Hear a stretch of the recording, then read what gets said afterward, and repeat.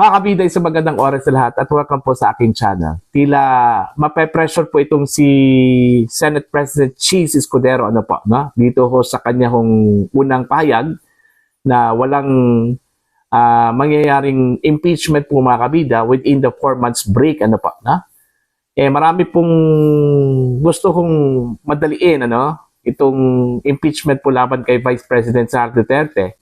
Kabilang na po dyan si Kabilang na po dyan, ito pong si Minority Leader Senator Coco Pimentel at iba pang sektor. Maging itong mga kongresista po natin sa House of Representatives, gustong-gusto na talaga na magkakaroon po ng impeachment trial. Kaya hindi ho malabo mga kabida na bumigay po itong si Senator Cheese Escudero. Balikan po natin yung kanya naging pahayag kung saan po firm po itong si Senator Cheese dito ho sa kanyang desisyon na yung impeachment trial po ni VP Sara ay gagawin po pagbalik po nila mula sa break ngayong June 2, 2025. Narito po. 2 buwang inupuan yan ng mga congressman. 2 buwang inupuan yan ng mga complainant ngayon sa Senado. Kung ay interpretasyon nila ng immediately, yung salitang immediately talaga nandun ay lumampas pa ng 2 buwan dahil hanggang ngayon di pa nila nire-refer.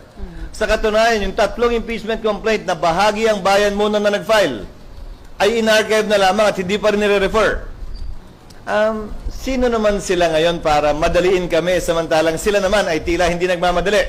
Sir, ang bayan muna headed by former Congressman Nery Colmenares, today may isasubmit na position papers sa inyong office also seeking or asking Senate to immediately convene as impeachment court. So ngayon ba parang tumitindi na yung pressure sa inyo na Si Nery bilang ano?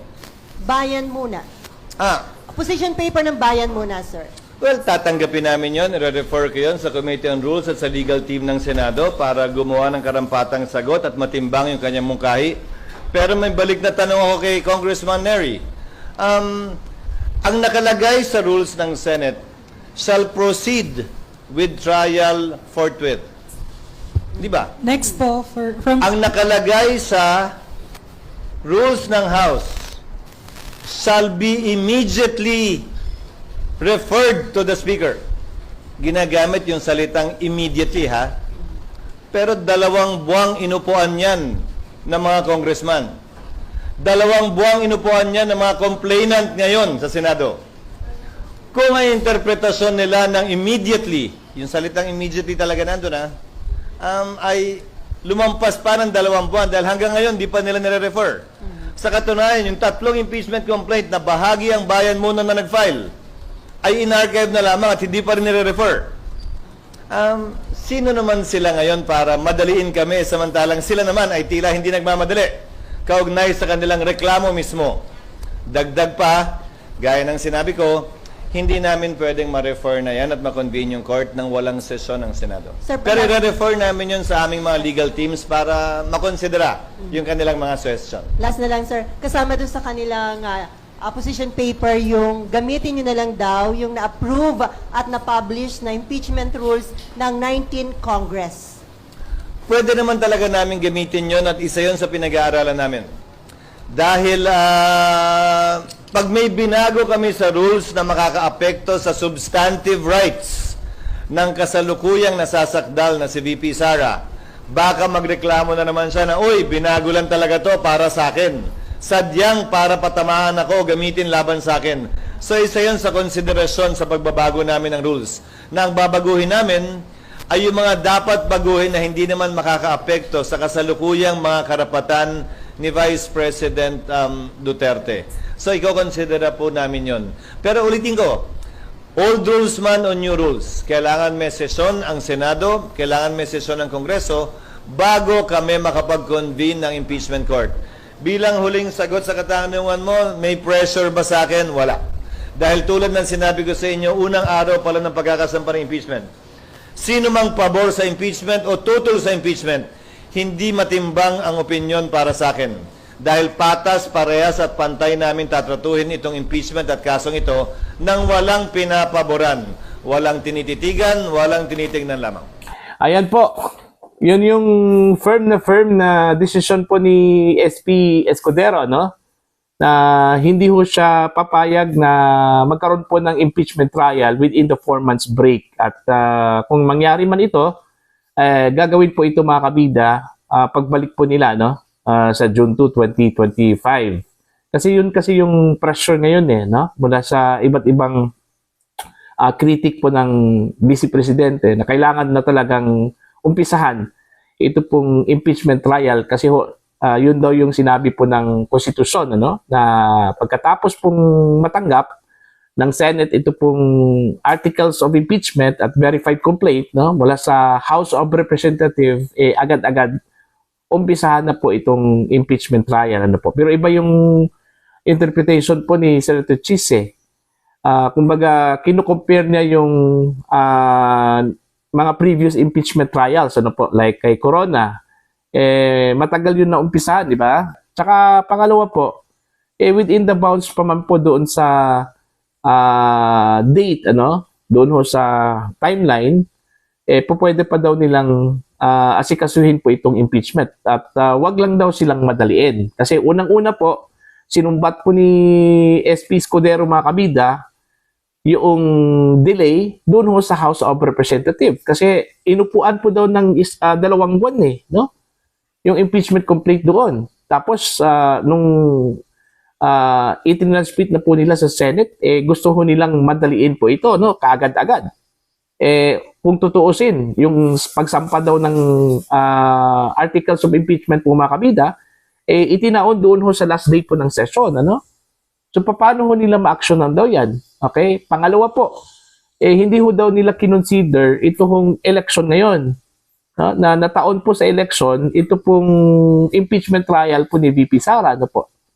Ang pagkakaintindi ko lang po doon ho sa sinabi ni Senator Chis, dapat respetuhin po daw natin ito hong mga karapatan po ng mga mababatas, itong mga senador, lalong-lalo na po ito pong mga re-electionist senators po mga kabida, no? Na kailangan po nilang mga ngampanya kasi election nga Yun yung sinabi po ni dating Supreme Court Senior Associate Justice Adolfo Ascuna na reasonable delay, ano po, no?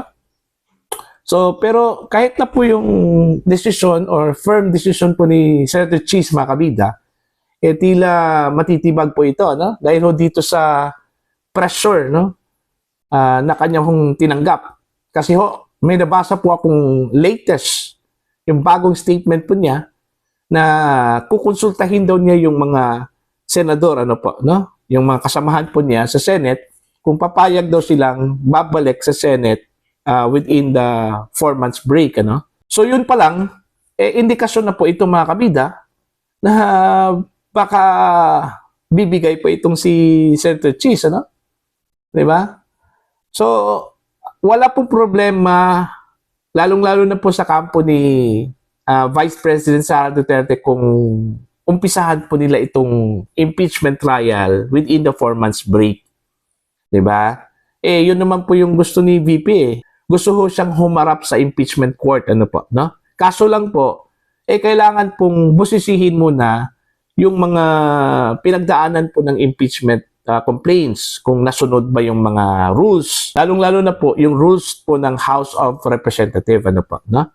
Kaya dumulog po itong si Vice President Sara Duterte sa Korte Suprema, questioning the validity of the articles of impeachment. Kasi doon ho sa articles of impeachment, nakapaloob po doon yung pang-apat po na impeachment complaint, which according to the Vice President, violative doon ho sa kanyang karapatan. Yung karapatan ho sa due process, ano, mga kabida. So, kaya dumulog po siya sa SC para po questionin po ito. Hindi ibig sabihin na ayaw po niya ng impeachment trial. In the first place, according to Attorney Sheila Sison, no, sa isang forum po mga kabida sa UP, huwag muna natin pag-usapan itong impeachment trial. Ang tanong po dyan is, may impeachment trial ba, no? Kasi yun nga, may petition po sila sa Korte Suprema yung petition for certiorari and prohibition, ano? Dahil ho doon sa na-discover po nilang loophole doon po sa impeachment complaints po mga kabida, no? So, marami hong nagsasalita, marami hong nagpe-pressure po sa Senado na umpisahan na po itong impeachment trial. Ang tanong po kasi dyan is, meron bang impeachment trial?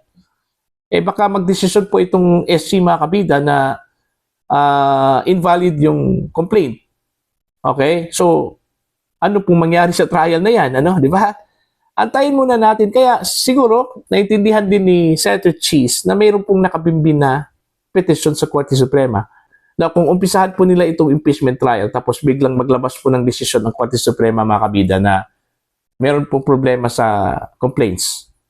Idedeklara po nilang invalid po itong impeachment complaint po ni VP Sara. Ano po? So, anong mangyari doon sa trial? Diba? So, siguro, prudent lang po itong si Senator Cheese, no? Na kailangan pong gawin po nila yung kanilang trabaho within the bounds po sa batas, ano? Okay? Now, titingnan na lang po natin kung magpapadala ba talaga ito pong si SP Escudero doon ho sa mga pressure, no? Basta ang nakita kong indikasyon po dito, yung pagkukonsult po niya doon sa kanyang mga kasamahan na kung papayag po silang babalik sa Senado para ho isasagawa po itong impeachment trial po ni VP Sara, isang indikasyon na po yon, no? Na possibly, baka bibigay po itong si Senator Cheese Escudero doon ho sa pressure mga kabida. Para sa inyong mga comments and opinion, you can comment down. And sa mga hindi pa po subscriber sa aking channel, please subscribe. Just click the subscribe button, click the notification icon, click all para updated po kayo mga kabida sa aking mga uploads. Maraming salamat po sa inyong lahat. God bless po.